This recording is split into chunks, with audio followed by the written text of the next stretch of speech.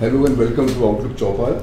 This is a place where we discuss anything, sometimes our current issue as we do today with my colleagues Pranay Sharma and Puneet Nicholas Yadav. Sometimes anything else that's topical, and sometimes we'll just do a bit of sloganeering and Jai Hind, Inqilab Zindabad, Jab tak rahega samoose mein aloo, Raj karega Khalsa. Supply me a bit more. मिले मुलायम काशी राम हवा हो गई जय Shri Ram. There you go. So slogans. This week, today is the day when the elections have started. This is the first phase. Voting is going on even as we speak, and we've decided to take a step back from formal party politics. Who's winning? Who's losing? Who's in alliance with whom? And plunge directly into the hurly-burly of politics. The sound and the color and the feel of it, where the most obvious thing that strikes you is slogans. That's what you hear everywhere, and they are not exactly spoken the way I had spoken them earlier. They have to be spoken with a sense of rhythm. They are shouted. They build a sort of sense of ecstasy. So you don't just say Inqilab Zindabad. If I say Modi, Modi, it's not a slogan. But if I go Modi, Modi, Inqilab Zindabad, that becomes a slogan. There is a sense of rhythm, a kind of cadence which pulls you in. You want to become part of the crowd. And what exactly are slogans? And we have decided to take a deeper look at it, and whether they are just color or whether they kind of perform another kind of function.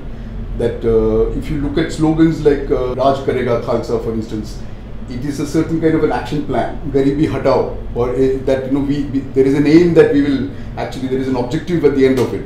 Sometimes it is just a rallying cry, Vande Mataram, things like that. So, but there are varying kinds of slogans, and our politics is full of it. And we have decided to trace the whole history of Indian politics through slogans actually. And Pranay, you got Professor Rajiv Lochan to come in on a kind of a broad brush history of Indian politics through slogans. Could you just take us through that? Yeah, basically what I had asked him and what I thought the part which was important is, till then, it was a new nation which just got its independence, and you're facing your first Lok Sabha election in a couple of years' time. So how do you change, which used to be the rallying cry? That's right. From that to now making promises, trying to bring That's right. people together. That's right. Sthayi Bharat banayenge. That's right. That kind of a thing, this change. What is the message that you're giving? That's right. So this is what we had asked him, and in subsequent years, how things started changing. What were the issues which came up to dominate? That's right. Where you had to push Garibi Hatao. That's even right. That's then, right. These kind of things. Or when we saw the Bhopal scandal breaking up, and the government which had that kind of a majority, where within the party, all kind of fissures were so visible, VP Singh's emergence and became the rallying point of That's right. the entire opposition. So all these, That's right. That's how right. it went. You go back to the anti-Hindi agitation in Tamil Nadu, Hindi, Odigai, and this and that. So what I noticed, I kind of have a certain kind of epiphany about this.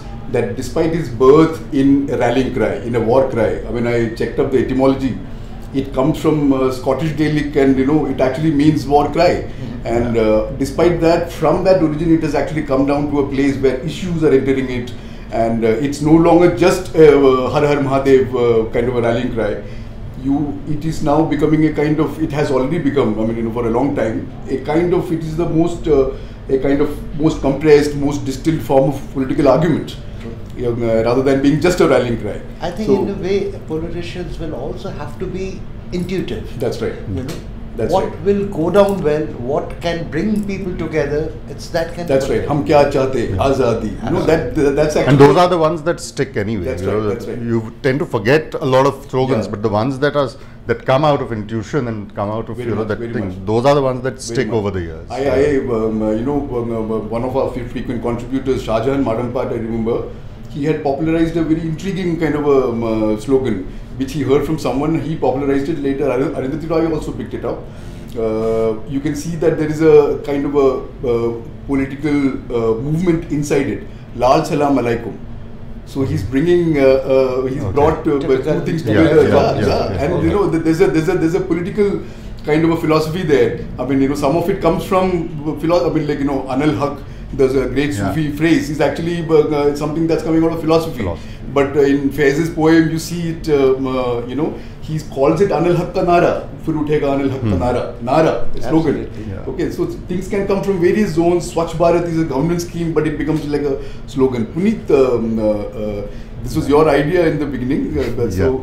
And you have also come in on a certain kind of new breed in politics where slogans are being, rather than emanating organically from within a political consciousness, are being outsourced to marketing companies and this and that. Could you take us through a little bit of that? See, this thing of marketing and how you've gone out of your, you know, beyond the grassroots politics of it, because till say around 2004, all slogans that you'll see, even you know, in the 90s and you know, 98, 99, till then, all slogans had a very, very strong political messaging. Most of them would come from within you know, the party leadership or people who were very closely involved with strategizing for the party.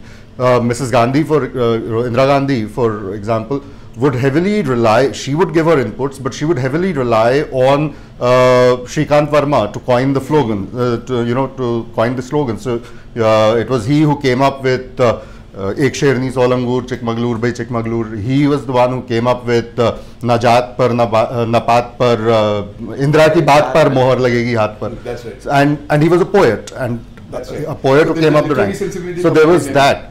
What has happened now, 2004 onwards? Yes, Indira Gandhi. Sorry, I just wanted to. But like persons when Lal Bahadur Shastri, you know. Yeah, Shastri's was, see, it also comes like an intuitive. Absolutely. The thing with Shastri is because I went and had a long word with Anil Shastri, who's Lal Bahadur Shastri's son. And I tried to understand where this thing of Jai Jawan, Jai Kisan came from. Because, you see, till the 67 elections, you did not need a slogan because you had Pandit Nehru, who was such a towering figure post-independence that anything that he said, the people would just rely. You wouldn't question him. Till at least the war with China. That's right. And so there was no need for a slogan as such. So he would come up with anything which was philosophy and it would become a slogan. So he'd say Aram Haram, it would become a slogan. That's right. Preachy, you know, also. And very preachy. But what happened with Shastri after 65, when the war happened, the country was going through 2 consecutive years of a failed monsoon, and there was a very severe drought. And he had gone to visit some soldiers who were wounded in the 65 war to the military hospital in Delhi. And there was Major Bhupinder Singh, who was on his deathbed or so, and Shastri went and spoke to him, and he was crying. And Shastri tried to boost his morale and said that, you know, why are you crying? You have a lot more to do and a lot more to offer to the country. He said, I'm not crying because I'm wounded. I'm crying because I can't stand up and salute my Prime Minister. You know. And the very next day, Shastri was talking to farmers, and M.S. Swaminathan, who's still around and who still is, you know, the authority on agrarian crisis and food and, you know, genetics and stuff. This was the time of famine. Exactly. And he was the one who told Shastri that, you know, possibly if the Prime Minister, somebody of your stature, says to the country, forego 1 meal in a week, so that we don't have to import PL48. That's right. And Shastri goes to Urva in Allahabad a few weeks later and says that, you know, Jai Jawan, Jai Kisan. And I urge you to forgo a meal. So it came out of an intuition. That's right. And also a realization of grassroots politics. Marketing has basically taken it beyond grassroots politics. It's now all about you know, how much more money you can There pump is into the less system. consensus in the regime also. Yes. They really don't command that kind Yeah. of a universal consensus. Exactly. Consent. Yeah, From the no, and it's all about going big, the show of it. That's right. That's right. Yeah. Pranay, Bengal is a rich sort of soil for sloganeering. Could you sort of just from your personal memory? Yeah, something. I mean, see, to start with, Inqilab Zindabad. I mean, That's which right, became of course, yeah. you know, so associated with A lot of them are Communist very parties. funny. Yeah. True, but actually it was popularized by Bhagat Singh. Yeah, that's right. And gradually it was taken over. By the left. By the left.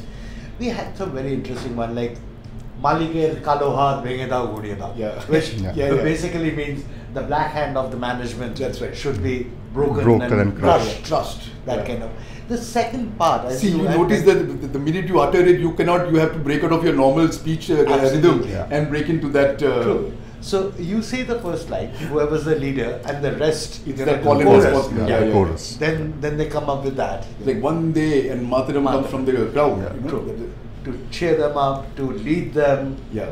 to motivate them, That's right. activize them, you know, Yeah. all that comes in. We have a piece by the linguist and poet Rukmini Baya Nair, who's got a thesis about this, that two-word slogans work the best. And she sort of goes through a whole list of them from Jai Hind and Inqilab Zindabad onwards. And, you know, of course, there are various exceptions. The South African anti-apartheid ANC slogan, Amandla, is a single word. But, you know, there is, of course, a response from the crowd also.